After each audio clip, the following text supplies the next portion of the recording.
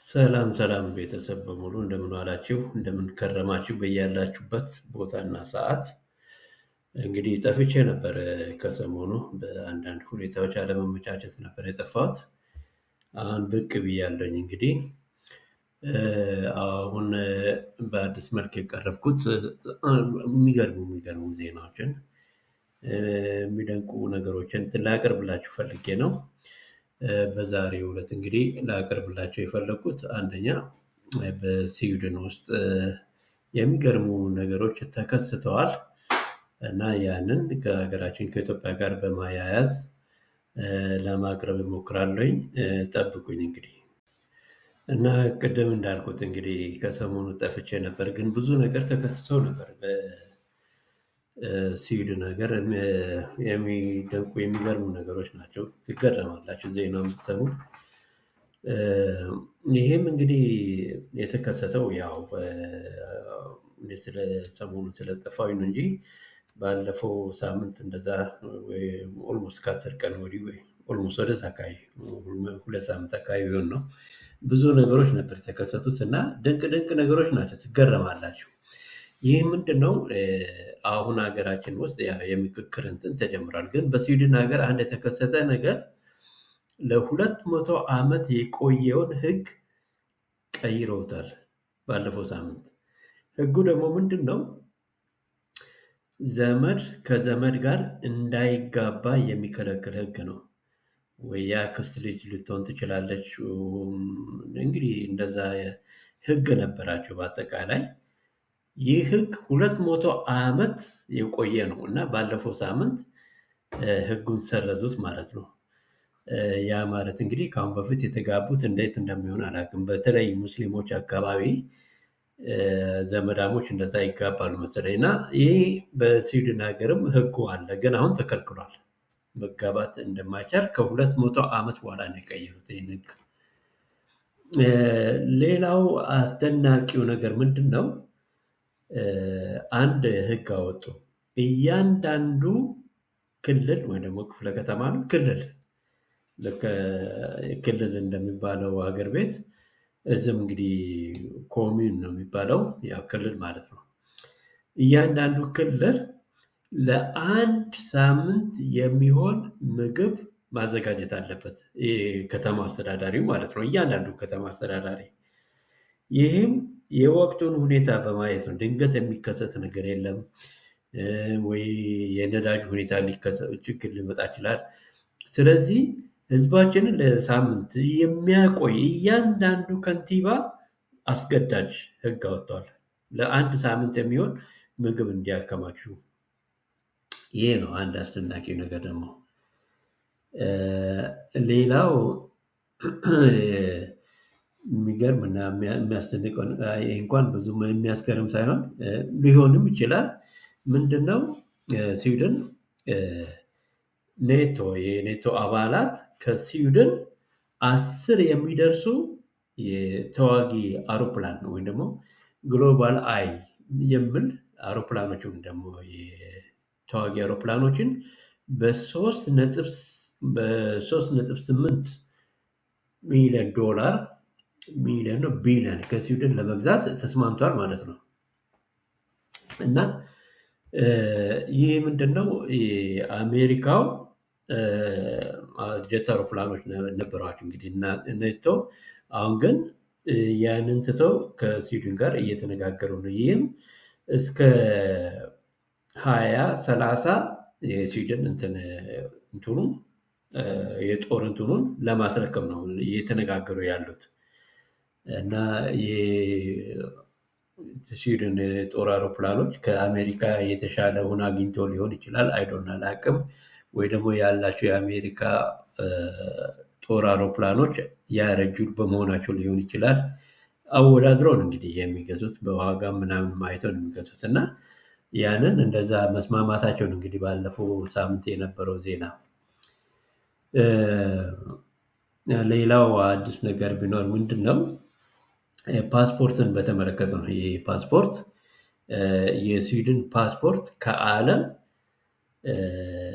የተሻለ ብቁ በመሆኑ ኳሊቲው ማለት ነው የፓስፖርት ኳሊቲ ከዓለም የተመረጠ በመሆኑ ሽልማት አግኝተዋል።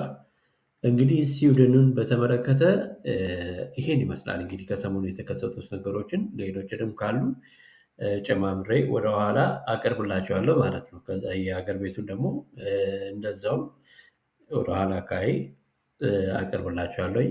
ጠብቁኝ።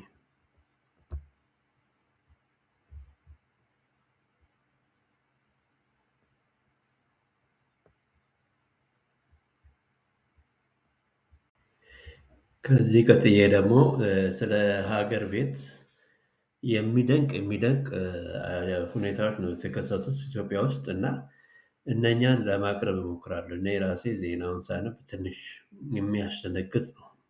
ሪሊ ቀላል ነገር አይደለም ሀገር ቤት እየተከናወኑ ያሉት ነገሮች። ይህም በተለይ ዛሬ የምክክር ኮሚሽኑ እየተነጋገረበት ያለው አጀንዳ የሚያስፈራ የማይደፈር ስሰሙት ራሱ እኔ በጣም ምን አይነት ውጤት ከዚህ ቀጥሎ የሚሆነውን ማየት ነው እና አጀንዳው በጣም የሚያስፈራ ነው። ይህም ምንድነው?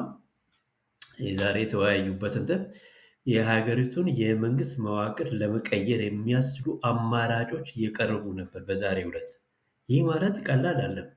የፓርላማ ስርዓትን ይቀየር አይቀየር፣ ፕሬዝደንታዊ ይሁን ወይ ደግሞ ባለው የፓርላማ እንትን ይካሄድ ወይ ደግሞ ሁለቱ ፕሬዝደንት እና ጠቅላይ ሚኒስትሩ የጋራ አስፈጻሚ የሚሆንበትን እንደዚህ አይነቶችን ውይይት ነበር ሲያካሂዱ የነበረው እና ክልሎችስ ምን የሆኑ ካሁን በኋላ አወቃቀሩ እዚሁ አጀንዳ ላይ ነበር ሲወያዩ ነበሩት እና የዛሬ እንደዚህ አይነት ውሳኔ ለሚቀጥሉት 20-30 ዓመት ጸንቶ የሚሆን ነው ወይ ፌደራል መንግስት በአሁኑ ሁኔታ ይሂድ ብለው ነገር ግን ሁሉም የብሔር ብሔረሰብ እንትን በየክልሉ ሙሉ ነፃነት እንዲኖራቸው ሊያደርጉ ይችላሉ። የሚመጣ ውሳኔ አይታወቅም። እንደካሁን በፊቱ ይሄ በብሔረሰብ ብቻ የራሱ ብሔረሰብ ክልሉ ብቻ ባለስልጣን የሚሆንበት ሳይሆን ሁሉም ብሔረሰብ እኩል ይሁን የሚል ሊሆን ይችላል። ወይ የክልሉ መዋቅር በተለያየ መንገድ ይሁን ብዙ ክርክር፣ ጭቅጭቅ እንትን ያለበት ነው የዛሬ ውይይት የተወያዩበት የነበረው። እንግዲህ ያላቅም ምን አይነት ውሳኔ እንደሚወሰን ዝም ብዬ የራሴን ግምት ነው አሁን እየነገርኳቸው ያለው እና ይሄን ቅድም ኮሚሽነሩን በምናገሩበት ሰዓት ጋዜጠኞች እንዲገቡ አልተፈቀደም። ምክንያቱም በጣም ከባድ ጭቅጭቅ ያለበትን ስለሆነ መከልከላቸው ጥሩ ነው። ፖዘቲቭ ነው አድርጌ ነው የምወስደው። ምክንያቱም ገና ከዚህ በኋላ ስቴፕ ባይ ስቴፕ መጨረሻ ላይ የሚሆነውን ከአንድ ወር በኋላ ነው ማየት የሚቻለው።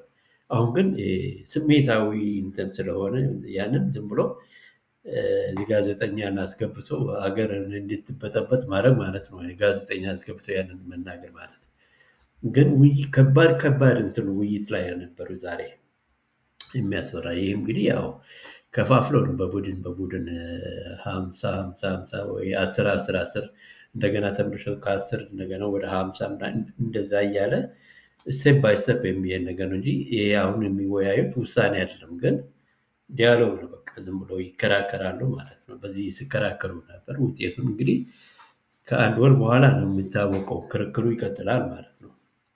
ውጤቱ መጨረሻ ላይ ነው የሚታወቀው። ግን አጀንዳው በጣም የሚያስፈራ ነው። በኢትዮጵያ ውስጥ ተደርጎ የማይታወቅ ነው ለማለት ፈልጌ ነው። ሌላው አዲስ ነገር ምንድን ነው? የሶማሌ ክልል በዛሬው ዕለት 108 ወይ ደግሞ 109 ቢሊዮን ብር አካባቢ ነው ለሚቀጥለው ዓመት ባጀት ያጸደቁት።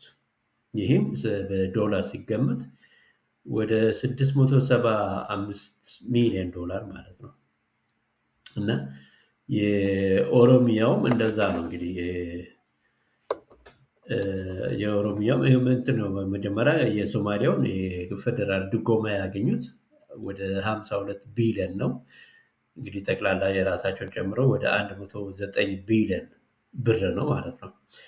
የኦሮሚያውም እንደዛው ከፌደራል ባጀት ያገኙት 179 ቢሊዮን ነው። ጠቅላላው አንድ ላይ ወደ 704 ቢሊዮን ነው።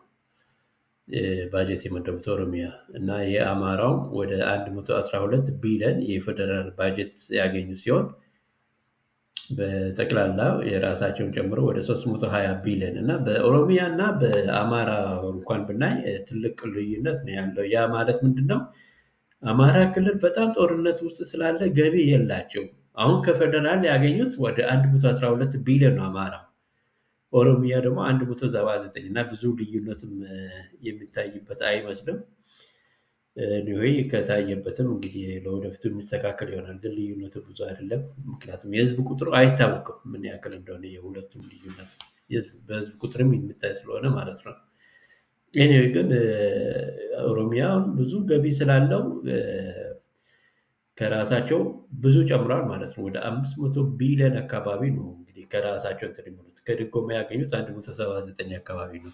ፌር ይመስለኛል። ግን አይዶ ነው እንግዲህ የራሳቸውን አስተያየት እንትን ማቅረብ ትችላላችሁ። እና ፌር የማይመስሉት እነኚህ በጣም አነስተኛ ክልል ያሉት ትንሽ እነሱ በጣም ትንሽ ነው እንትን ያገኙት።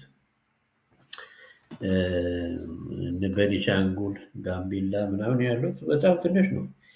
ከፌደራል ያገኙት ድጎማ ወደ አይዶን ነው በጣም ትንሽ ነው። በአጠቃላይ ባጀታቸው 14 ቢሊዮን ነው የቤኒሻንጉል። የጋምቤላው እንደዛ በጣም አነስተኛ ነው። ሌሎቹ በጣም አነስተኛ ነው። ግን እንደዛ 14 ቢሊዮን የሚሆን እንጂ ከጸጥታ መደፍረስ አኳያ ለማገገም ወደ 38 ቢሊዮን ያገኙ እንደዛ አይነት ዜና ነው ያየሁት። እኔ ትልቅ ልዩነት ነው ያለው።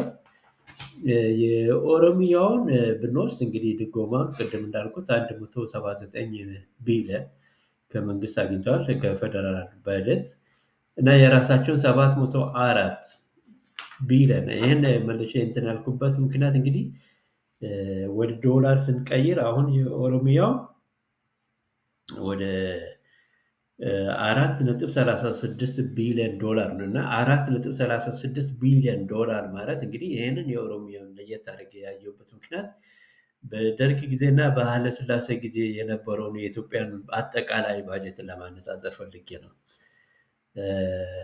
በደርግ ጊዜ 1.5 ቢሊዮን ነበር ጠቅላላ ኤርትራንን ጨምሮ የኢትዮጵያን ባጀት ማለት ነው። 1.5 ቢሊዮን ዶላር ነበር። አሁን ግን አንድ ክልል 4.36 ቢሊዮን ዶላር እና ያለውን የሀገሪቷን እድገት ምን ያክል እንደጨመረ ለማሳየት ፈልጌ ነው።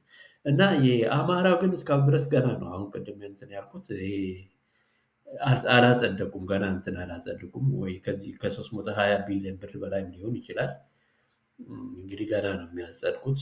እሱን መጠበቁ ይመረጣል። የአዲስ አበባ ወደ 502 ቢሊዮን ብር ነው እንትን ያጸደቁት።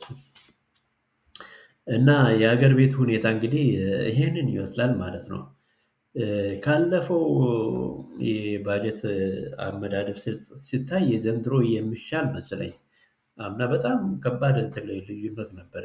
አሁን ይሻላል። ለወደፊቱ ደግሞ እንደዛ እያሻሻሉ ይሄዳሉ። ትክክለኛውን ፌር የሆነ ማግኘት የሚቻለው የህዝብ ቆጠራ ከተጀመረ በኋላ ነው። በቃ አሁን ግምታዊ ነው የህዝብ ቆጠራው። ስታቲስቲክ ምናምን ይገምታሉ። አምና እንዲህ ነበር፣ ዘንድሮ ደግሞ ይህን ይሆናል ከምን አንጻር ነው? በወሊድ በምናምን እንትን እየታየ ነው። ግን የህዝብ ቆጠራ ከተቆጠረ አይሆፕ ፌር የሆነ እንትን ያገኛሉ። ቤኒሻንጉልም ይሁን ሌሎችም እነ ጋምቤላ በጣም ኋላ የቀሩት ፌር እንትን ሊያገኙት ይችላሉ። እና ይህን ይመስላል ማለት ነው። አሁን አነስተኛ መስሎ ቢታይ ማለት ነው። ቤኒሻንጉል 14 ቢሊዮን ከመንግስት በጣም ትንሽ ነው። የህዝብ ቆጠራ አሁን ህዝብ በጣም በብዛት ጨምሯል በዛ ክልል። ምክንያቱም ብዙ ማዕድን ስላለ የወርቅ ማዕድን እንትን እያለ ስላለ መዓት ሺህ ወታደሮች በዛ አካባቢ ስለሚገኙ እና የአባይን ግድብ በተመለከተ ብዙ እንትኖች እና ከተማው ክልሉ በጣም ህዝብ በጣም እየጨመረበት እንትን ሁኔታ ነው ያለው። ከኢትዮጵያ በህዝብ ብዛት ጭማሪ በሁለተኛ ደረጃ ላይ ነው መሰለኝ ያለው። ወይ የከተማዎችን አወዳድሮ ሊሆን ይችላል። ይሆን እንደዛ እንትን አግኝቻለሁ እና በጣም ከፍተኛ ጭማሪ አለ እና ባጀቱ አነስተኛ ነው ለማለት ፈልጌ ነው። ግን ያም ሆኖ በጸጥታ ምክንያት እና እንትን ለማለት ማካካሻ አትሊስት ተጨማሪ አግኝቷል። ወደ 38 ቢሊዮን ኦልሞስት ወደ 52 ቢሊዮን እና ፌር ነው ለማለት ይቻላል ማለት ነው። እና ይሄን ይመስላል የዛሬው እንግዲህ የሀገር ቤቱን ሁኔታ ሳይ የአፋሩንም እንደዛ አይቼ ነበር። የሲዳማኑም የብዙዎችን ስላለ በቃ እሱን ደግሞ በየራሳችሁን ማየት ትችላላችሁ። እንግዲህ በተለያየ ሚዲያዎች ልታገኙ ትችላላችሁ። ምክንያቱም ብዙ ዝርዝር ስለሆነ እንዳይምታታ በዚሁ ላብቃና ቀሪውን ጊዜ እንግዲህ ያው ሌላ ዜና ካለ ወደኋላ አካባቢ ተመልሼ እመጣለሁኝ ማለት ነው። ለአሁኑ ይሄን ይመስላል ማለት ነው። ኢካፍን ደግሞ ለመደገፍ ላይክ፣ ሼር እና ሰብስክራይብ አድርጉ ብዬ በዚህ እሰናበታችኋለሁ። ታንክ ዩ ቨሪ ማች